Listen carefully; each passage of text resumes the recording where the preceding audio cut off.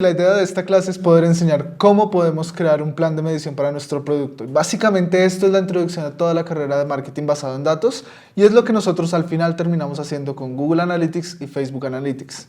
Entonces, vamos a iniciar cómo crear nuestro plan de medición para un producto. Y lo más importante es que tenemos que tener en cuenta que Analytics se trata de aprender. Todo lo que nosotros vamos a hacer de aquí en adelante es aprender de nuestro producto, aprender de nuestros usuarios y hacernos la pregunta correcta para poder aprender. Cuando nosotros vamos a hacer Analytics, este es el flujo normal que nosotros hacemos. Primero construimos un producto, luego nos acordamos de que había que medir algo, entonces implementamos Analytics, empezamos a medir. Luego empezamos a medir todo lo que se nos ocurra y tenemos demasiados datos y nos sentimos abrumados, ya no sabemos qué obtener de esos datos. Entonces ignoramos los datos y pues volvemos a construir el producto. Y la verdad es que la mayoría de las personas que están viendo este live estoy seguro que tienen Google Analytics en sus productos o en sus páginas web, pero o no lo entienden, o no lo han usado, o simplemente lo instalaron porque tocaba. Pero nunca han entendido realmente qué es lo que tienen o cuál es la información que tienen ahí. La forma correcta en la que uno debería construir su producto viene de una metodología de desarrollo que se llama Lean Startup y que básicamente le llamaron Lean Analytics. Cómo funciona es que primero creamos un producto experimental. Luego medimos cómo responden nuestros usuarios a nuestro experimento. Y por último, aprendes qué fue lo que funcionó de nuestro experimento. Pero la clave de esto no es empezar en el orden en que lo acabo de decir. La clave de esto es primero preguntarnos qué es lo que queremos aprender de nuestro producto. Y hay muchos ejemplos y muchos casos de estudios donde empezaron por esa premisa antes de realizar un experimento y vemos cómo tuvieron más frutos que cualquier otro. Les pongo un ejemplo. Airbnb pensaba que si los lugares que estaban dentro de Airbnb tenían fotos tomadas por un fotógrafo profesional, iban a aumentar los bookings hacia esa casa o hacia ese apartamento. Entonces lo que hicieron fue contratar a 20 fotógrafos que fueron a tomar fotos a diferentes apartamentos, a diferentes locaciones donde tenían Airbnb, subieron las fotos y se dieron cuenta que los bookings hacia esos lugares incrementaron de manera significativa versus los lugares que no tenían fotos tomadas por fotógrafos profesionales. Dado a eso, ahora Airbnb tiene una cantidad de fotógrafos, si no estoy mal, más de 5,000, dedicados simplemente a tomarle fotos a los lugares que se suben a Airbnb para que tengan mucho más éxito. Y al final, ¿por qué eso es bueno para Airbnb? Porque entre más personas están usando Airbnb y rentan la casa o el lugar en donde se quieren quedar por medio de Airbnb, Airbnb crece. Y eso es lo más importante para ellos. Otro ejemplo es un caso de estudio con Twitter, en donde Twitter lo que hizo fue empezar a enviar mails a las personas que dejaban de usar Twitter como tal. Cuando enviaban estos correos e identificaban que el usuario entraba a Twitter, le enviaban una notificación a todos los amigos de su usuario para que interactuaran con él. ¿Qué es lo que querían aprender de este experimento? Querían ver cómo podían reactivar un usuario por medio de la actividad de sus amigos. Dado a este experimento, los usuarios totalmente volvían a usar Twitter porque al momento que volvían veían actividad de gente que les importaba y hacía total sentido quedarse enganchados a la aplicación. Eso hizo total diferencia en Twitter y es muy curioso ver cómo una empresa que nosotros creemos que es gigante utiliza técnicas tan básicas para poder hacer crecimiento a su empresa. ¿Cómo logramos esto? Primero, entendiendo qué es lo que queremos aprender y luego construyendo eso que nos va a ayudar a aprender lo que queremos resolver. Lo siguiente, después de saber qué es lo que queremos aprender, es escoger las métricas que importan. Y esto es muy importante. Hay dos tipos de métricas. Las métricas que son accionables y las métricas que son de vanidad. Muchas veces, si nosotros nos enfocamos en métricas de vanidad, nosotros vamos a tener un resultado de cero crecimiento. No vamos a poder entender qué es lo que nos hace crecer, ni tampoco vamos a entender si estamos creciendo per se. Las métricas accionables son aquellas que nos hacen ver si estamos creciendo y nos dictan qué es lo que tenemos que hacer para poder crecer mejor. Normalmente nosotros cuando tenemos un dashboard de métricas, de esos que colocamos en la pantalla más grande para que todo el mundo las vea, tendemos a tener métricas que son métricas de vanidad y nada más sirven para decirnos, hey, lo estás haciendo bien, hey, somos increíbles, pero no para decirnos en la cara que no estamos creciendo o para decirnos en la cara que algo está mal. Porque a nosotros no nos gusta que nos digan en la cara que estamos haciendo las cosas mal. Pero si nadie nos dice en la cara que estamos haciendo las cosas mal, nunca vamos a cambiar esas cosas, no vamos a hacer algo diferente y no vamos a crecer. Este es un ejemplo de un dashboard que simplemente tiene métricas de vanidad, que simplemente no nos va a ayudar a crecer. ¿Cómo podemos identificar un dashboard de métricas de vanidad? Primero, todas las métricas que son acumulativas no nos sirven para nada. ¿Por qué? Las métricas como los followers que tienes en Instagram, los seguidores que tienes en Facebook Pages o los seguidores que tienes en Twitter, siempre van a crecer, no importa qué hagas. Así crezcan uno cada mes. Siempre vas a ver que ese número crece. Y no importa si haces algo hoy o mañana o pasado mañana o simplemente no haces nada, va a crecer. O por lo menos no va a disminuir. Eso no te está diciendo que estás haciendo algo bien o estás haciendo algo mal. Acá vemos el ejemplo del total de usuarios. El total de usuarios siempre va a crecer. Muy pocas plataformas te permiten eliminar la cuenta como tal. Entonces nunca va a decrecer ese número.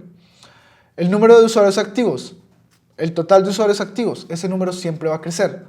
El total de usuarios pagos. Exactamente que como hablábamos con usuarios, total de usuarios sin importar si eran pagos o no. Acá este dashboard que estamos viendo es de segment.io y las siguientes métricas son importantes para Segment. Entonces tenemos cuántos API calls, llamados a la API, tenemos por día, cuánto es el costo de AWS y cuál es el total del MRR. ¿Cómo podemos cambiar este dashboard para que sea un dashboard que nos dice si estamos fallando o no? Lo más importante es tener claro que nosotros estamos creciendo y cuánto estamos creciendo. Eso es lo más importante para nuestro equipo de growth. ¿Cómo podemos saber eso? Hagamos un cambio pequeño en número total de usuarios. ¿Qué tal si nosotros cambiamos esto a cuántos son los usuarios que adquirimos esta semana? Y lo comparamos con cuántos usuarios adquirimos la semana pasada. Este número es mucho más importante aunque sea mucho más pequeño. ¿Por qué? Porque primero estamos comparando con la semana pasada. Estamos viendo si lo que hicimos esta semana está siendo mejor o peor a lo que hicimos la semana pasada. Y segundo, estoy viendo una métrica de aceleración. Una métrica que al día 1 va a empezar en 0 y al día 7 va a decirme si lo que yo hice en esa semana valió la pena o fue trabajo perdido. Esas métricas que me comparan y que me permiten medir el crecimiento hacen totalmente la diferencia. Es muy importante que si tú le preguntas a tu equipo de growth ¿cuántos usuarios adquirieron la semana pasada? Esa respuesta la tengan siempre en la cabeza. ¿Por qué? Porque tienen clara cuál es la meta mínima que deben lograr esta semana y qué es lo que deberían crecer para poder hacer una diferencia versus la semana anterior. Eso hace que se motive el equipo de growth. La métrica del número total de usuarios, ¿saben qué va a hacer? Va a hacer cambios pequeños que simplemente van a decir, muy bien, tenemos 25,000 usuarios. Y luego de 5 meses o un año, muy bien, tenemos 26,000 usuarios, somos súper chingones. Pero no me está diciendo cuánto estamos creciendo cada mes. En un año crecimos 1,000 usuarios, eso es muy poco. Exactamente lo mismo con active users y paid users. Si nosotros cambiamos estas métricas a una ventana de tiempo que nos permita medir qué tanto cambian y si lo que hacemos altera ese cambio, es la métrica correcta. Puede ser que nosotros digamos estas métricas a nivel mensual, a nivel semanal, a nivel diario y hasta por hora. Pero esto depende de nuestro negocio. Si nosotros, por ejemplo, estamos midiendo ventas, pero en un día nosotros no tenemos ventas, 10, 20, 30 ventas cada hora, no tiene sentido medirlo por hora. ¿Por qué? Porque si nosotros tenemos 10 ventas en todo el día, lo que nos va a pasar es que en la hora 1 uno dice, no tengo ventas. Hora 2, no tengo ventas. Hora 3, no tengo ventas. Hora 4, no tengo ventas. Hora 5, ¡hey, una venta! Hora 6, no tengo ventas. Hora 7, no tengo ventas. No estoy viendo el impacto de lo que me está pasando. No puedo medir si estoy haciendo cambios que sirvan para que incrementen las ventas.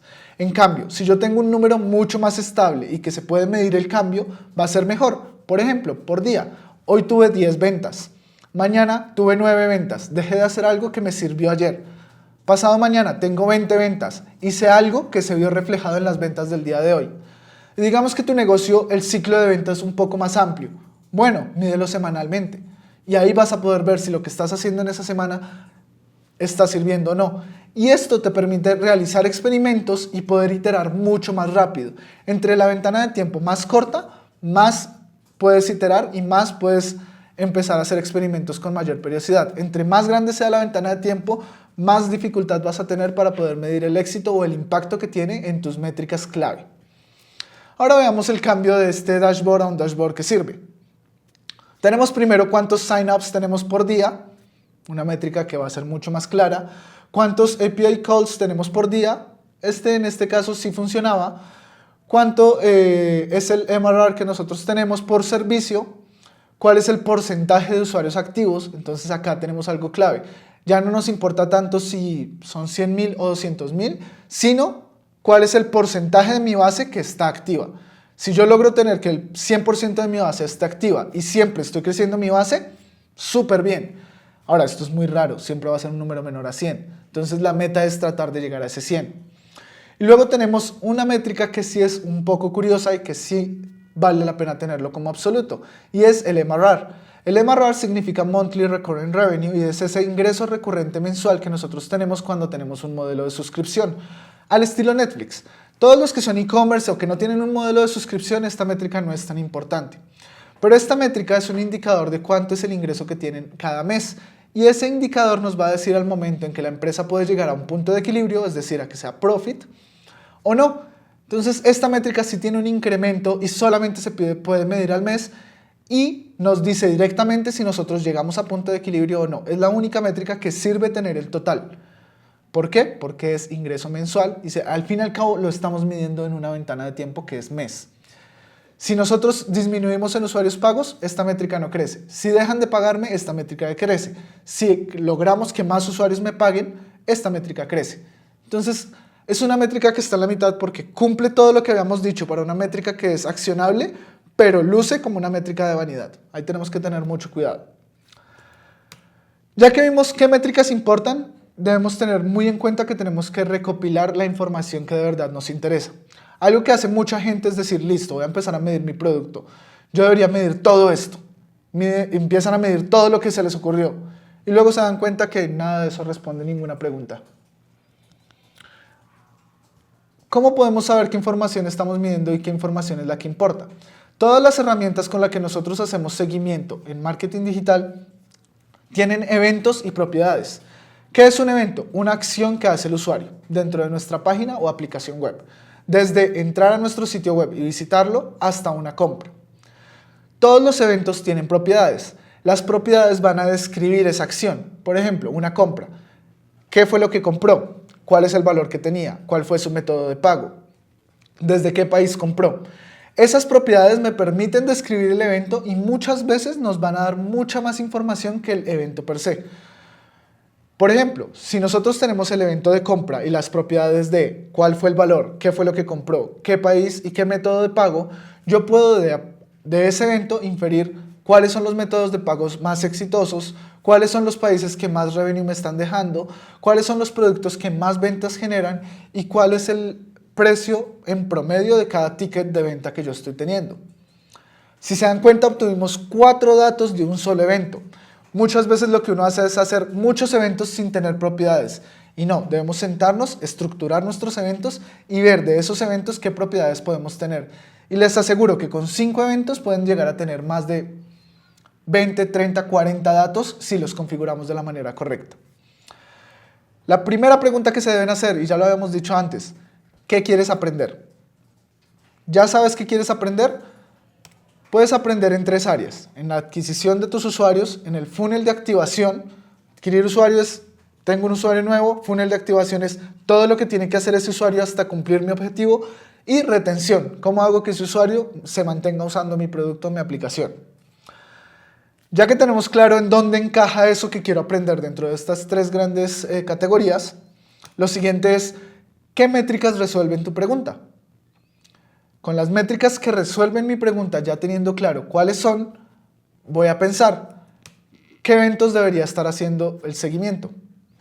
Luego que ya sé qué eventos debería yo hacer el seguimiento, lo siguiente es preguntarme qué propiedades deberían tener estos eventos, qué propiedades debería hacer seguimiento de estos eventos. Con esto nosotros deberíamos crear nuestro tracking plan, nuestro plan de seguimiento, en donde nosotros tenemos los eventos que queremos seguir, por qué queremos hacerle seguimiento a esos eventos, cuáles son las propiedades que van a tener esos eventos y por último, dónde debo poner los eventos dentro de mi producto. Con esto, no importa la herramienta que estemos analizando, sea Google Analytics, sea Facebook Analytics, sea Kissmetrics, Woopra, cualquier herramienta, vamos a poder crear nuestro plan de seguimiento y vamos a tener éxito al momento de sacar conclusiones de esos datos. Recuerden que la herramienta no importa del todo. Y lo más importante de esta carrera es ver las herramientas más importantes que nos van a ayudar a sacar esas conclusiones, las que nos sirven a todos nuestros productos.